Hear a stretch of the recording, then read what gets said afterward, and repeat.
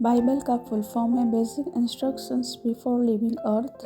पृथ्वी छोड़ने से पहले बुनियादी निर्देश। लूका रचित सुसमाचार अध्याय 7। वहाँ लोगों से ये सारी बातें कह चुका तो कफरनहूम में आया।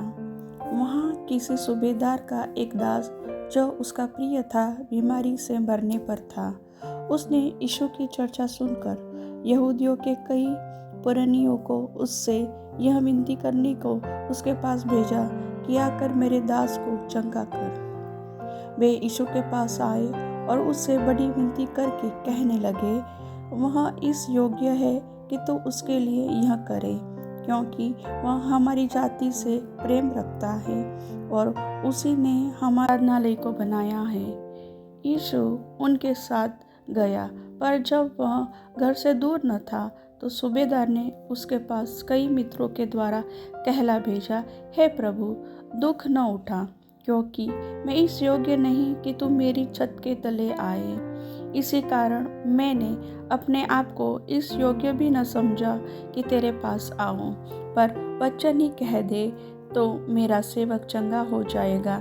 मैं भी पराधीन मनुष्य हूँ और सिपाही मेरे हाथ में है। एक को कहता हूँ जा और वह जाता है, और दूसरे से कहता हूँ आ तो आता है, और अपने किसी दास को कि यह कर तो वह उसे करता है। यह सुनकर यीशु को अचंभा हुआ और उसने मुंह फेरकर उस भीड़ से जो उसके पीछे आ रही थी कहा, मैं तुमसे कहता हूँ कि मैंने इज़राइल में भी ऐसा विश्वास नहीं पाया। और भेजे हुए लोगों ने घर लौटकर उस दास को चंगा पाया। थोड़े दिन बाद नाइन नाम के एक नगर को गया। उसके चेले और बड़ी भीड़ उसके साथ जा रही थी। जब वह नगर के फाटक के पास पहुंचा तो लोग एक मुर्दे को बाहर लिए जा रहे थे, जो अपनी माँ का इकलौता पुत्र था, और वह विधवा थी, और नगर के बहुत से लोग उसके साथ थे। उसे देखकर प्रभु को तरस आया और उसने कहा, मत रो। तब उसने पास आकर अर्थी को छुआ और उठाने वाले ठहर गए। तब उसने कहा, हे जवान, मैं तुझसे कहता हूँ, उठ। तब वह मुर्दा उठ बैठा और बोलने लगा। उसने उसे उसकी माँ को सौंप दिया। इससे सब पर भय छा गया और वे परमेश्वर की बड़ाई करके कहने लगे, हमारे बीच में एक बड़ा भविष्यवक्ता उठा है और परमेश्वर ने अपने लोगों पर कृपा दृष्टि की है। और उसके विषय में यह बात सारे यहूदिया और आसपास के सारे देश में फैल गई। यूहन्ना को उसके चेलों ने सब बातों का समाचार दिया। तब यूहन्ना ने अपने चेलों में से 2 को बुलाकर प्रभु के पास यह पूछने के लिए भेजा, क्या आने वाला तू ही है या हम किसी और की बाट देखें? उन्होंने उनके पास आकर कहा, यूहन्ना बपतिस्मा देने वाले ने हमें तेरे पास यह पूछने को भेजा है कि क्या आने वाला तू ही है या हम किसी दूसरे की बाट देखें। उसी घड़ी उसने बहुतों को बीमारियों और पीड़ाओं और दुष्टात्माओं से छुड़ाया और बहुत से अंधों के दी। और उसने उनसे कहा, जो कुछ तुमने देखा और सुना है यूहन्ना से कह दो कि अंधे देखते हैं, लंगड़े चलते फिरते हैं, कोढ़ी शुद्ध किए जाते हैं, बहरे सुनते हैं, मुर्दे जिलाए जाते हैं और कंगालों को सुसमाचार सुनाया जाता है। धन्य है वह जो मेरे विषय में ठोकर न खाए। जब यूहन्ना के भेजे हुए लोग चले गए तो यीशु यूहन्ना के विषय में लोगों से कहने लगा, तुम जंगल में क्या देखने गए थे? क्या हवा से हिलते हुए सरकंडे को? तो फिर तुम क्या देखने गए थे? क्या कोमल वस्त्र पहने हुए मनुष्य को? देखो, जो भड़कीला वस्त्र पहनते और सुख विलास में रहते हैं वे राजभवनों में रहते हैं। तो फिर क्या देखने गए थे? क्या किसी भविष्यवक्ता को? हाँ, मैं तुमसे कहता हूँ, वरन भविष्यवक्ता से भी बड़े को। वही है जिसके विषय में लिखा है, देख, मैं अपने दूत को तेरे आगे आगे भेजता हूँ, जो तेरे आगे तेरा मार्ग सीधा करेगा। मैं तुमसे कहता हूँ कि जो स्त्रियों से जन्मे हैं उनमें से यूहन्ना से बड़ा कोई नहीं, पर जो परमेश्वर के राज्य में छोटे से छोटा है वह उससे भी बड़ा है।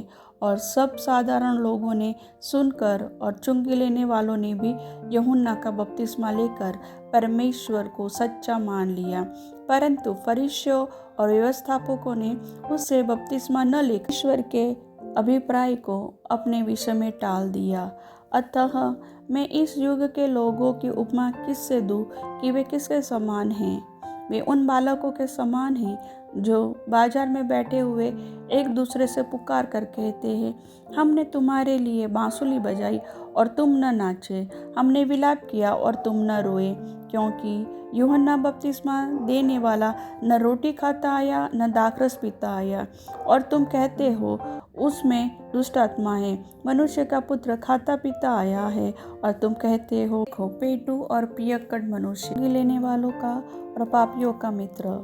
पर ज्ञान अपनी सब संतानों द्वारा सच्चा ठहराया गया है। फिर किसी फरीसी ने उससे विनती की कि वह उसके साथ भोजन करे। अतः वह उस फरीसी के घर में जाकर भोजन करने बैठा। उस नगर की एक पापी स्त्री यह जानकर कि वह फरीसी के घर में भोजन करने बैठा है, संगमरमर के पात्र में इत्र लाई और उसके पाँवों के पास ही होकर रोती हुई उसके पाँवों को आंसुओं से भिगोने और अपने सिर के बालों से पोंछने लगी और उसके पाँव बार बार चूमकर उस पर इत्र मला।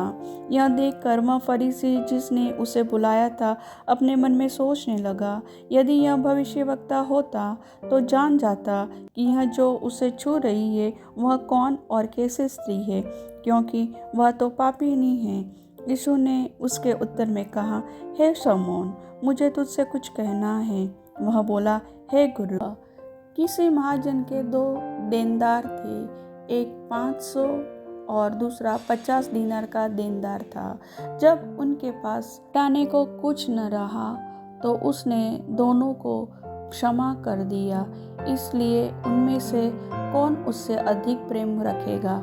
शमौन ने उत्तर दिया, मेरे समझ में वह जिसका उसने अधिक छोड़ दिया। उसने उससे कहा, तूने ठीक विचार किया है। उस स्त्री की ओर फिर कर उसने शमौन से कहा, क्या तू इस स्त्री को देखता है?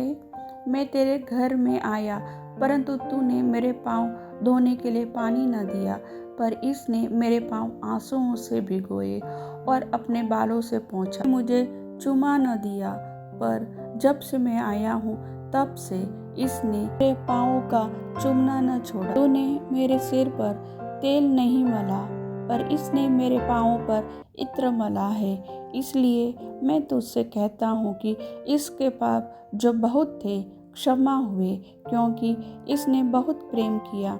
पर जिसका थोड़ा क्षमा हुआ है वह थोड़ा प्रेम करता है। और उसने स्त्री से कहा, तेरे पाप क्षमा हुए। अब जो लोग उसके साथ भोजन करने बैठे थे वे अपने अपने मन में सोचने लगे, कौन है जो पापों को भी क्षमा करता है? पर उसने स्त्री से कहा, तेरे विश्वास ने तुझे बचा लिया है, कुशल से चली जा। प्रभु वचन के सुनने वाले सभी को आशीष दे। आमीन।